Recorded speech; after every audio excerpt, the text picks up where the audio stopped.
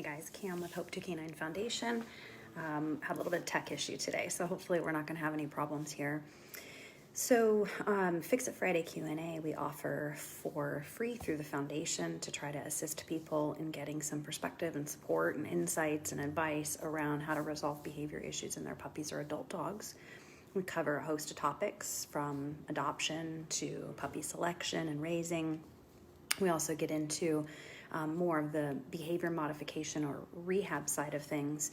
And then I'm happy anytime I get to chat with people on Fix It Friday about business processes or rescue and nonprofit questions that might come in, because they have over the years.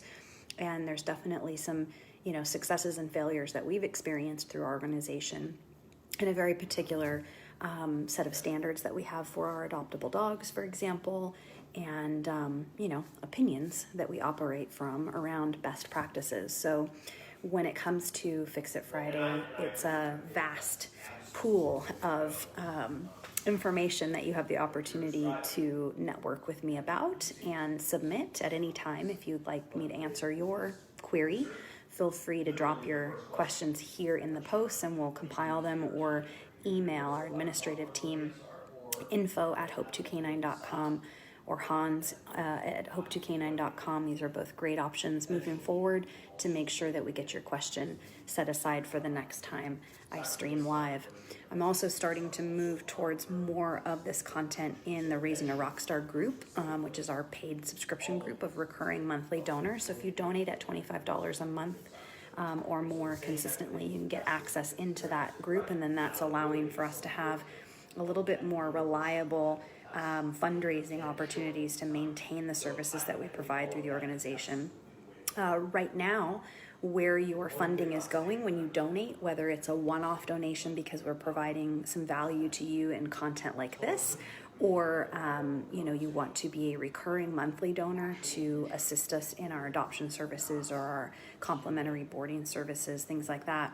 What I want you to know about where that funding is going right now specifically is one particular dog named Bentley, who's here as a Dogs on Deployment boarder for one of our service members, a Navy nurse who's away for a COVID deployment.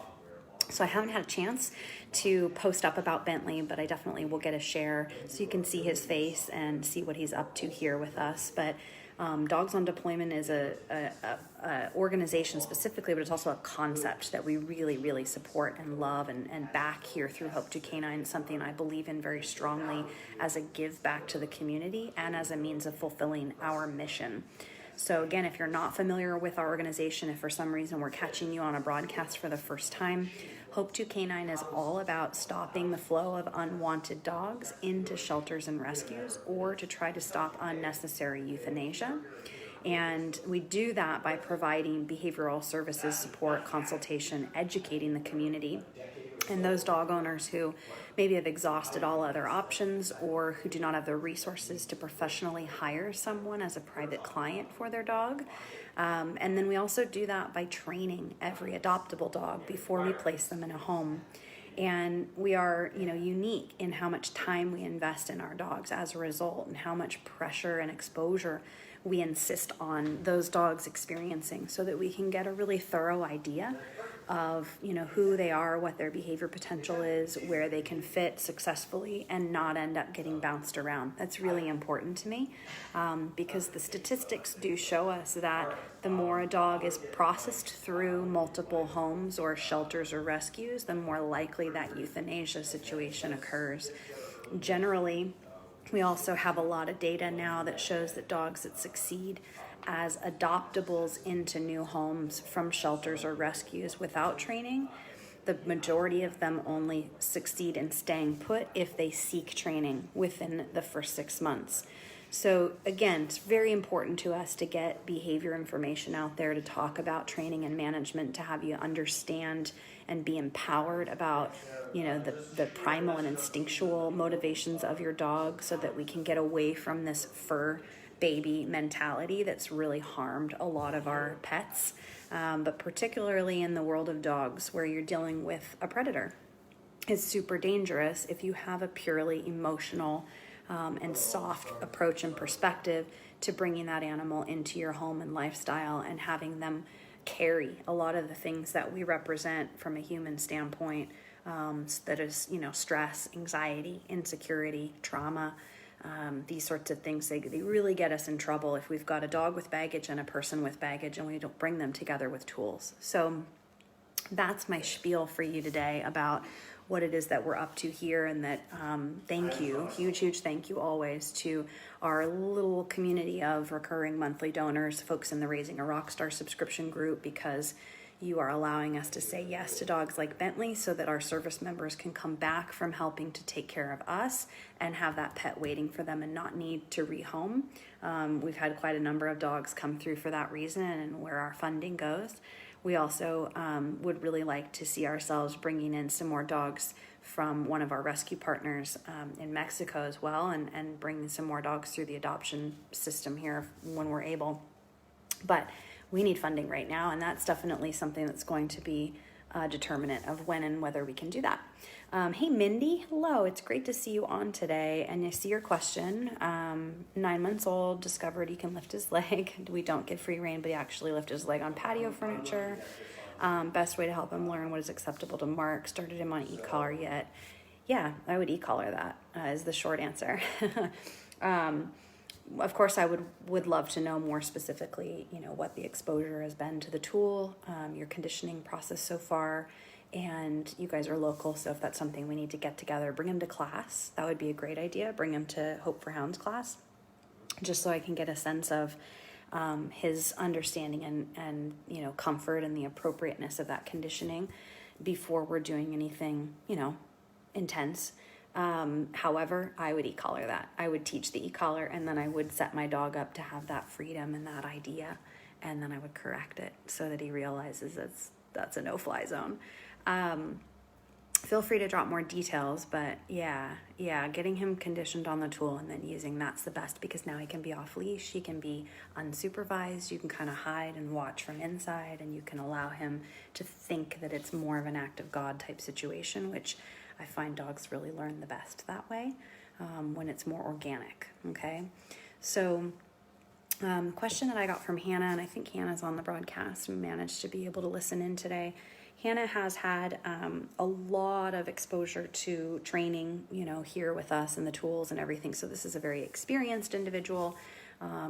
But the question that she had sent in has to do with her older dog, 3-year-old dog, becoming more nervous and flighty around scary sounds within the last month. And this is a really, really good question, you guys, that I think is going to actually apply to a lot of you. So please do stick around or come back if you have a fearful dog or you have a dog that was fearful as a puppy, because this is very interconnected to why we started, to curate puppy raising and dog raising content in Raising Rockstar.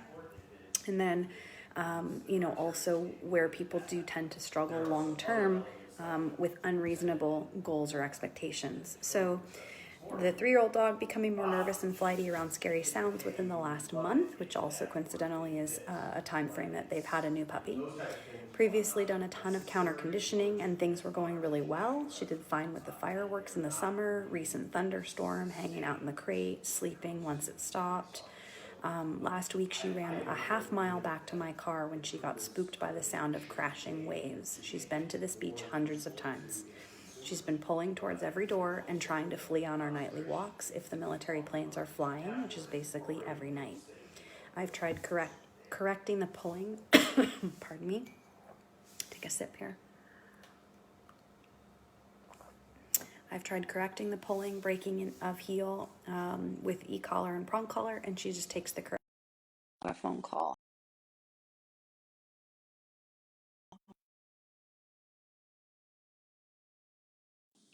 There.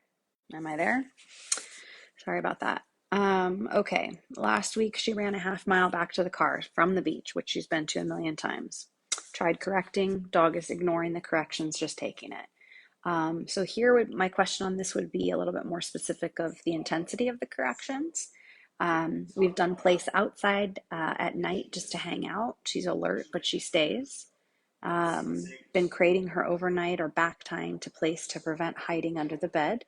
And I've tried taking her out for solo walks as well as with the puppy. He's unfazed by it. And during a mini pack walk with friends, but the behavior is consistent. I'm hoping you have some other ideas to help address this irrational fear. All right. Barring any connection issues, hopefully. Here's the thing, Hannah.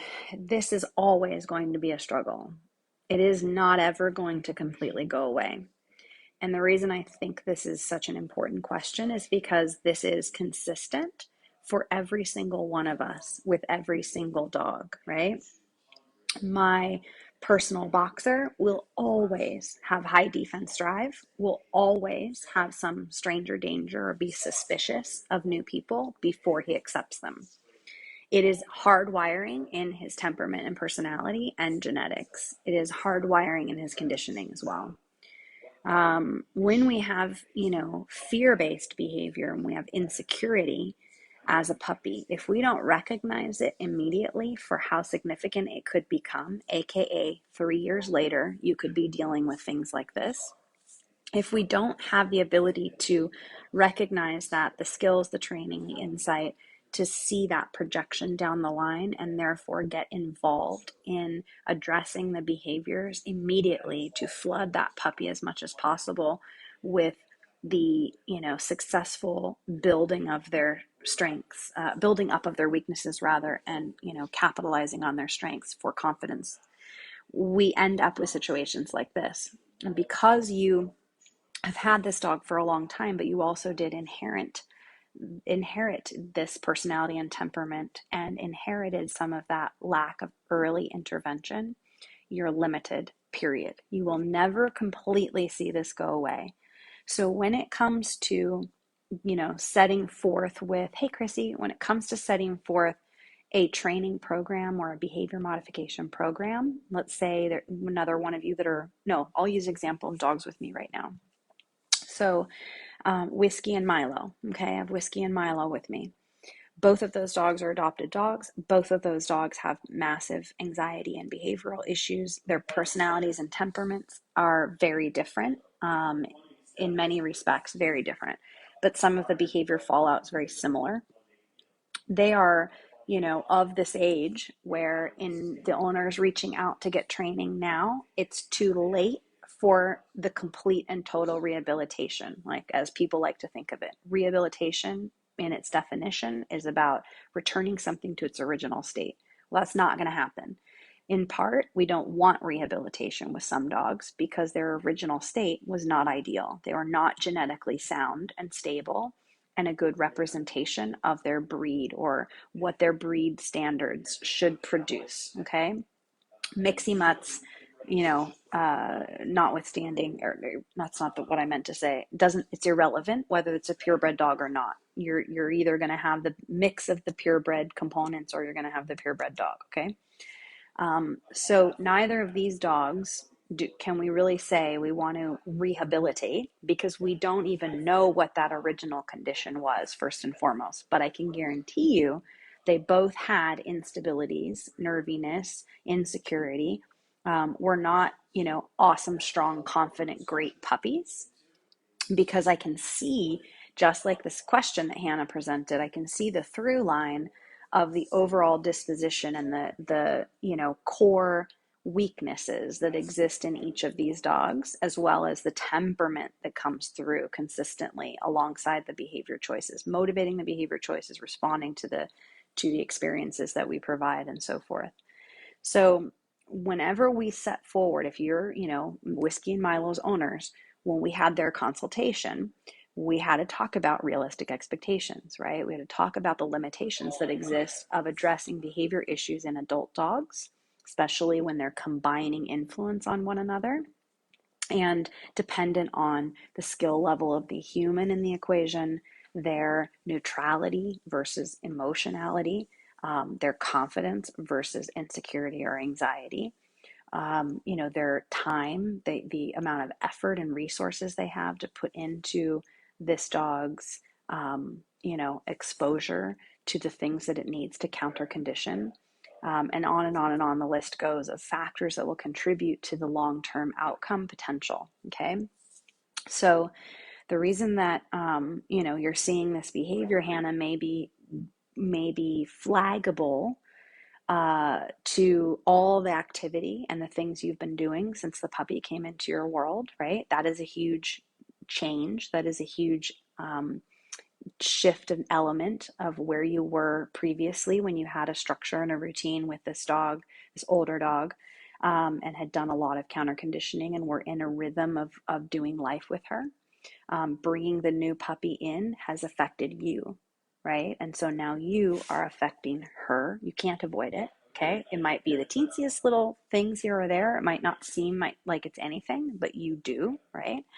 So this is a change, adding another puppy to the mix, the energy that it takes, the focus that it takes, the stress that it's caused. You've definitely dealt with, well, this puppy threw some things at you in the beginning, and this puppy came and went in and out of the house. It stayed out of state with your parents, and then it was with you, and then it's gone back and forth. You've traveled about, around that and about that.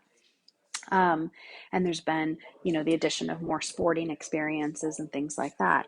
So, change has occurred in her world, and this is who she is, no matter how you slice it. You will always, always be up against a certain amount of that flight prone defense mechanism and that insecurity and anxious behavior. You will never completely eliminate it.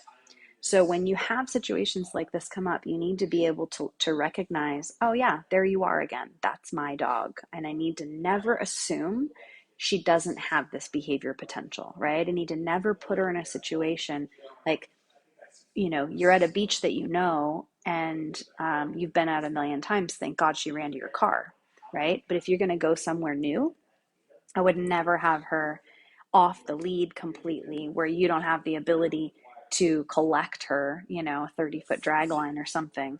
If the potential exists for her to take off and not know where to go, that could be a really bad situation, right? So a reframe on this is that thank God it happened in the environment they are familiar with. Thank God she went in a direction into a location that was a known element where you could get to her and collect her back up. But this is who she is. This is who your dog is, no matter what. And whenever something changes in her world, a new dog comes in or goes out or you move, right? These things will happen. This is life for our dogs. That insecurity and that anxiety will reveal itself again on some level. You will likely have several more instances of these sort of forward and back successes and failures with this dog. That's how it's going to be. In this case, the best thing you can do, besides proactively being prepared from a safety standpoint in the future, is to not focus on it. Don't become consumed by it or put a lot of attention and energy onto it. Just accept it, right? Just take the feedback and go, yeah, she's still a flighty dog. She's still absolutely this dog, even though you've been able to promote more scenarios where she's successful versus few, and you've been able to build her confidence and counter condition around a lot of things. Celebrate those, see those wins, be pleased that the work works, right? But also recognize that you're fighting an uphill battle and you're working with a dog whose personality and temperament are hardwired to default to this. And there are some missed elements of development, counter conditioning early on enough that she can, to prohibit that complete overhaul. It's just not going to happen. It's not going to happen. The only time that you might see it with her is as she gets really old and can't really hear anymore. Hearing loss would be the best thing for this dog. So there could come a time in her senior years where you're like, man, it's so nice because she doesn't hear anything anymore. And so she's a lot less sensitive to, the bumps in the night that might occur. Part of it's just the contrast of having a puppy who's much more confident around all these sounds. Yeah, it makes sense to me. And that's just it. It's why I think this is such a great question for, the community as a whole, because we need to remember to have realistic expectations of our dogs and their, long-term change ability and potential, and just how much work it takes, how much time it takes, right? I'm always telling my clients, it's a drop in the bucket for your dog to come to training for 3 to 5 weeks.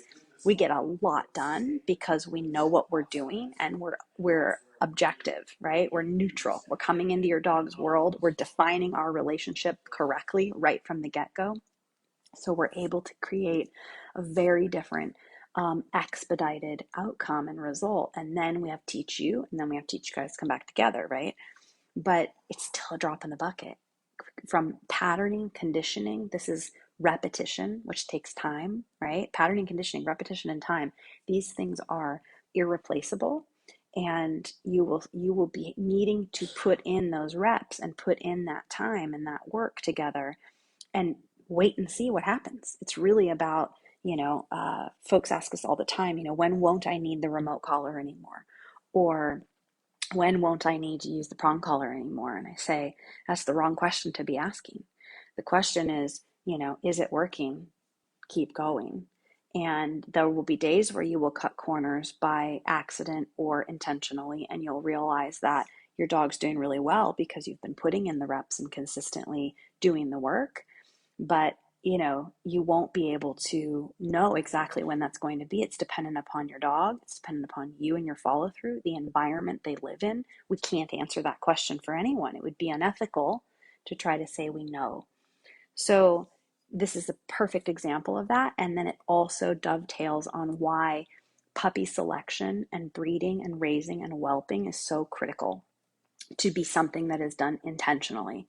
That if you seek to get a dog that does not have these issues, you have to seek to find a breeder, know the puppy assessment process, and choose the puppy according to fulfilling on that desire. Not, I thought he was cute, so I took him, or he was the last one, so that's the one I got, or I saw him and I just couldn't leave him behind, or I whatever, insert whatever ridiculous story that we end up telling ourselves and why we, cave and say yes or make concessions when we don't have time or space or energy or no plan to get a dog. We've all done it. Okay. We've all done it. It's very difficult to have impulse control around, the addition of an animal if you've got a story or a narrative, or you're going through something, or you just like it and it's cute, or you've always wanted it, and suddenly the universe is putting it in your lap. Sometimes it's landing in your lap because it's a fucking test and you're supposed to giddy up and say no, right? But it's hard. It's really hard for us to do that. Trust me, I get it. Regardless, these dogs that have come from, and remember, please, especially if you're new to the broadcast, I run a nonprofit. I'm all about rescue. Okay. I believe there are millions of beautiful, wonderful dogs in the system that, deserve great homes and that could perform more optimally as a family pet than some of these dogs that are coming from breeders. However, I am 100% stand for us being honest and objective about what is a good dog, because a good dog is not a dog that we have to walk on eggshells around. A good dog is not a dog that we have to, fear will be destructive when we go, away, or will be dangerous to other animals, to other dogs, other people, other animals, sure, because that's that predator instinct, dogs that are specifically designed for hunting and vermin control and things like this. It's unfair to and unrealistic to assume otherwise. However, if a good dog is not a dog that we share a consequence with and it wants to bite us, right? These are dogs that are, over our head. They're inappropriate to be in a pet home, or they are not wired correctly and they are not a good representation of their breed.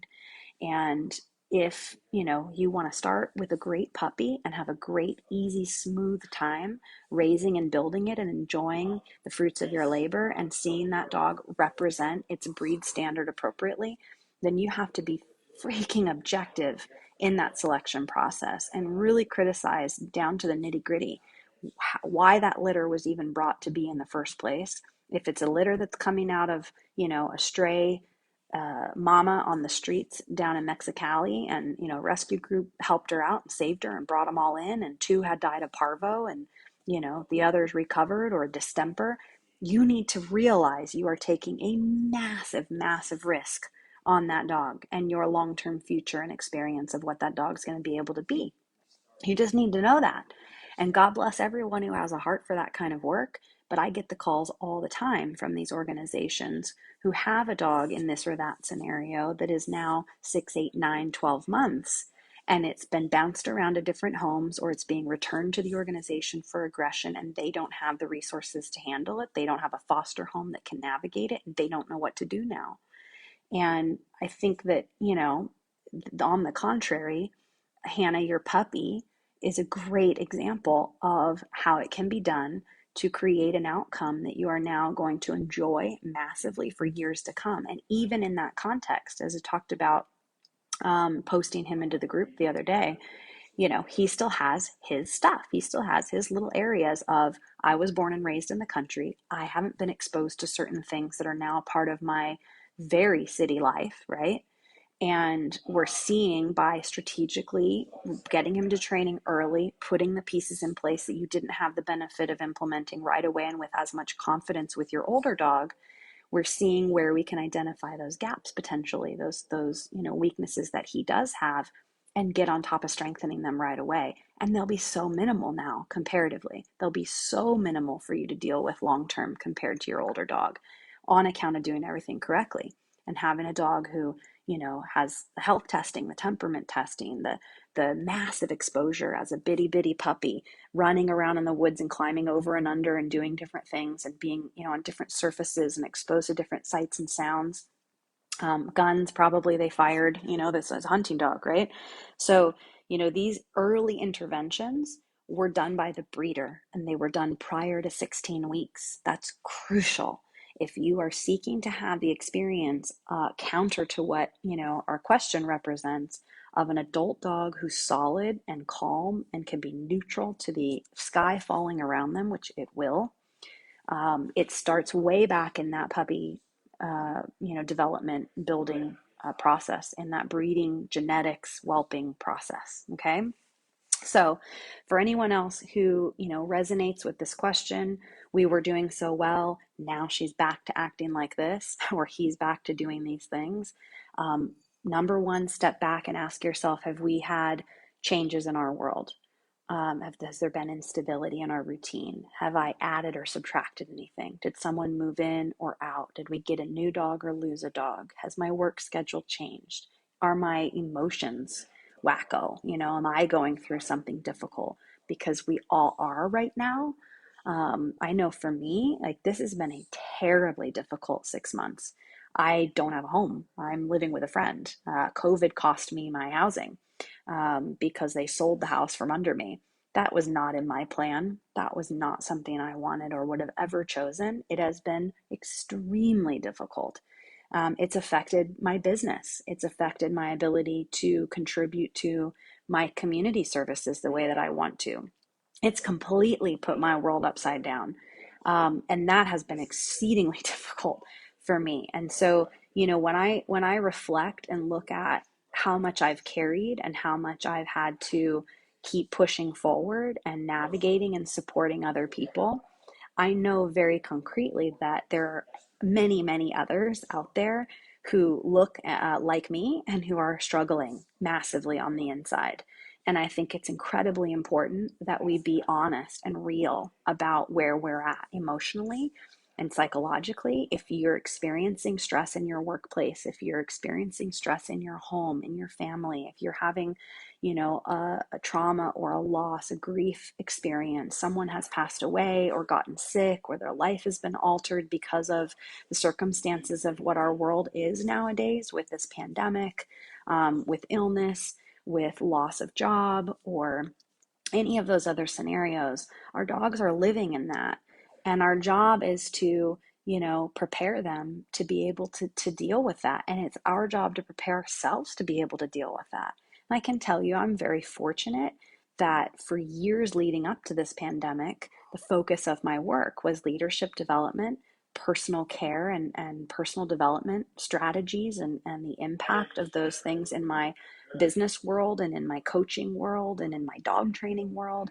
I advise and encourage people to adopt, habits and rituals of meditation and exercise and things, because I know how pivotal they are to finding that balance mentally and emotionally. And if I didn't have those skills for myself, I'd really, really, really be in hot water right now, far worse than the circumstance is, tangibly in terms of, stability and so forth.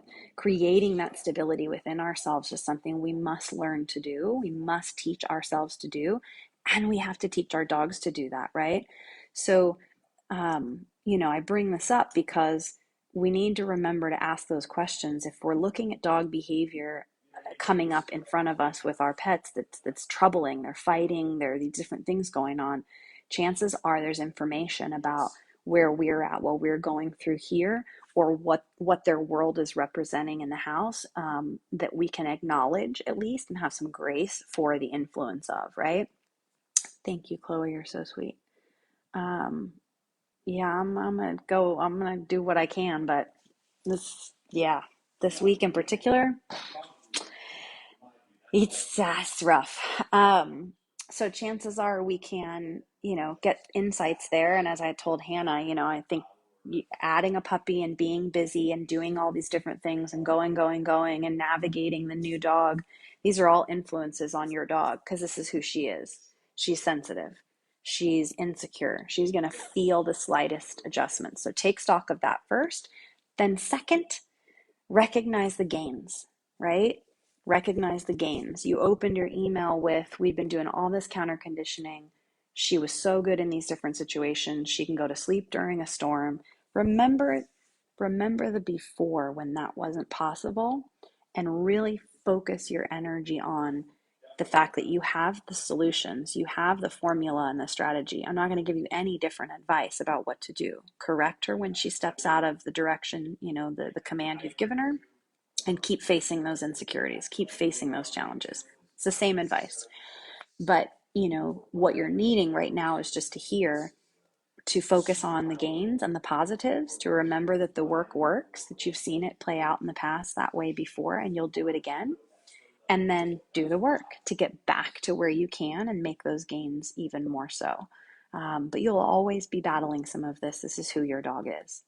And I have to say that in evaluations all the time. You will always be battling that core temperament and personality. You can't get away from that. There's no escaping it. Okay. So hopefully helpful. Keep me posted and let me know, how things are going maybe in another month when you've kind of leveled off a little bit and seen some things come together that are, normalized again with your other pup. And then, if you have questions, guys, further for the next time we sit together and chat fix it, you can email him or you can drop him here. And then Mindy, I would love to see you guys. That would be great. So we can kind of talk about e-collar conditioning with the puppy and correcting that inappropriate marking behavior. But honestly, make it an act of God situation. Don't worry about, the e-collar training being fully completed. You can still utilize that tool for corrections around something like that, especially if you're just kind of lurking in the background, waiting and watching for a strategic moment. It will be like an act of God, right? It'll be like that sort of thunder or lightning situation where it's like, I do this, the consequence happens. That wasn't worth it to me. All right, gang. I'm going to wrap up and get back to training. I have Mr. George on place right now, and I'm going to bounce him around a bit. Everybody's doing really well in the board and train program. The two females that I'm working with right now are definitely my toughest customers.